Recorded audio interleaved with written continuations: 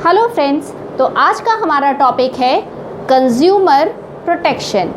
आप भले ही 10th class का बोर्ड दे रहे हो आईसीएसई का, आप भले ही आईएससी बोर्ड के क्लास 12 के स्टूडेंट हो या फिर आप सीबीएसई बोर्ड के स्टूडेंट हैं क्लास 12 के, सारे ही बोर्ड्स में ये कॉमन टॉपिक है और ये बहुत ही एक इम्पॉर्टेंट टॉपिक है जिसमें से हर साल कुछ ना कुछ शॉर्ट या लॉन्ग क्वेश्चन में से कहीं ना कहीं ये क्वेश्चंस इस टॉपिक से ज़रूर आता है। नाउ लेट्स स्टार्ट कि कंज्यूमर प्रोटेक्शन होता क्या है। जब हम किसी कंज्यूमर के राइट्स को प्रोटेक्ट करने की बात करते हैं तो उसे कंज्यूमर प्रोटेक्शन कहते हैं। प्रोटेक्शन का मीनिंग आप सबको पता है, किसी चीज़ को प्रोटेक्ट करना। तो जब हम कंज्यूमर को प्रोटेक्ट करते हैं तो उसे कंज्यूमर प्रोटेक्शन कहते हैं। अब इस कंज्यूमर प्रोटेक्शन की ज़रूरत क्यों पड़ी? इसके पीछे बहुत सारे रीज़न्स हैं। जब आपने 10 रुपये का सामान लिया और आपको लगा कि नहीं, इसने मुझे 10 रुपये के सामान की जगह 8 ही रुपये का दिया, आपके दिल में एक डाउट क्रिएट हुआ। अब आपने उसको पता किया, दूसरी शॉप्स पर गए, वेरीफाई किया, आपको पता चला हाँ भाई इसने तो 10 रुपये में कम सामान दिया, बाकी दुकानों पे 10 रुपये में ज़्यादा सामान मिलता है। अब आप वापस से उससे कहेंगे जाकर, वो कहेगा हाँ हाँ हमने कम सामान दिया था, अपना सामान भैया ले जाओ? नहीं, ऐसा तो कुछ नहीं होने वाला है। तो आपके राइट्स को प्रोटेक्ट कौन करेगा? अथॉरिटी करेगी, और वो अथॉरिटी होती है कंज्यूमर कोर्ट। तो कंज्यूमर प्रोटेक्शन की ज़रूरत क्यों पड़ी? फ्रॉड्स की वजह से। अब उसमें बहुत सारी कैटेगरीज़ हैं।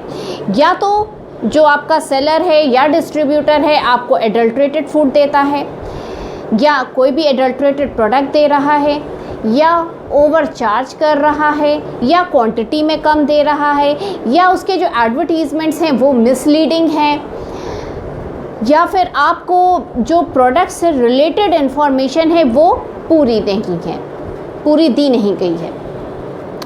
अब इसमें एक वर्ड मैंने यूज़ किया, adulterated. What do you mean by adulterated?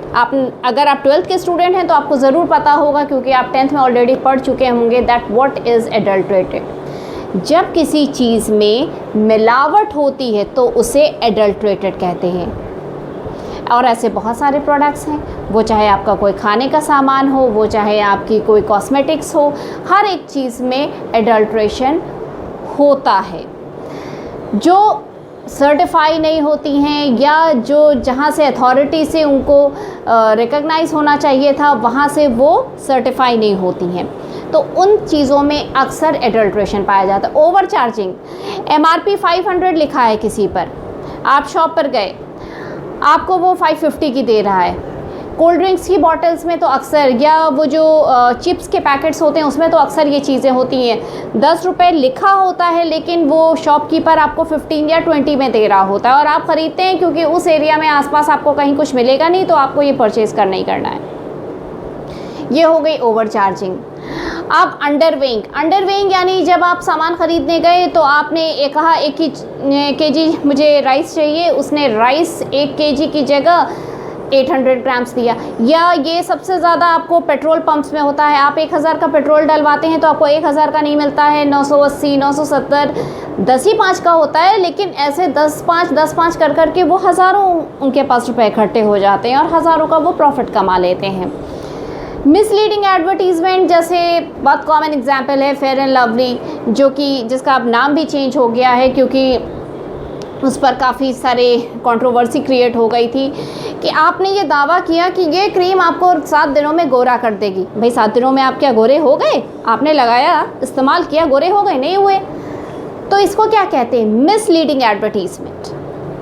Next category है जो आपकी, वो है आपको कंप्लीट इन्फॉर्मेशन प्रोवाइड नहीं करना। भाई ये प्रोडक्ट अगर आप इस चीज़ के साथ यूज़ करेंगे तो इसका ये हज़ार्डस रिज़ल्ट हो सकता है, या फिर इसकी ये मैन्युफैक्चरिंग है, इसकी ये पैकेट्स पर बहुत बार ऐसा भी होता है कि एक्सपायरी डेट मेंशन ही नहीं होती। कस्टमर क्या करे, कंज्यूमर क्या करे? अच्छा, एक चीज़ और मैं यहाँ पर आपको बता दूँ, ये तो आपने जान लिया कि ज़रूरत क्यों है।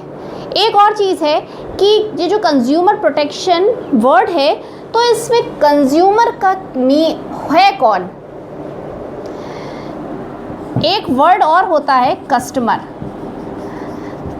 तो कस्टमर और कंज्यूमर में डिफरेंस क्या है? कस्टमर वो है जो सामान ख़रीदता है और उसे यूज़ करता है या नहीं यूज़ करता है, दैट इज़ अनदर थिंग। उसने ख़रीदा तो वो कस्टमर है, but it is not necessary कि वो कंज्यूमर है।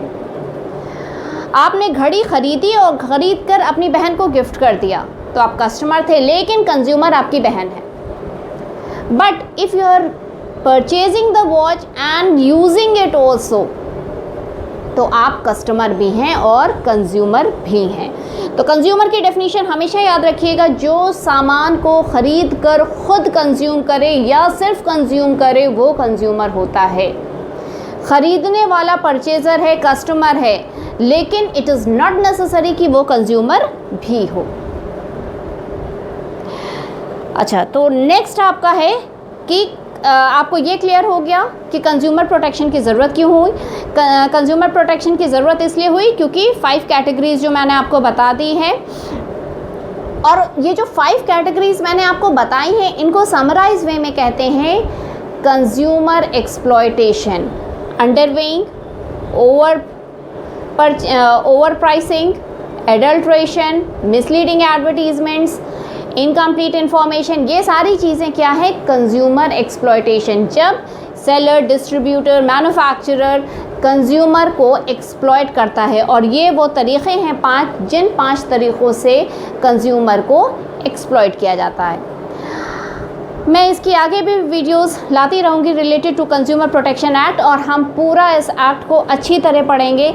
इसके लिए आप मेरे चैनल को सब्सक्राइब करिए जिसका नाम है कॉमर्स डायरी, और मैंने इससे रिलेटेड शॉर्ट्स भी डाले हुए हैं, उनको भी आप लोग देखिए, लाइक करिए और शेयर करिए। Thank you.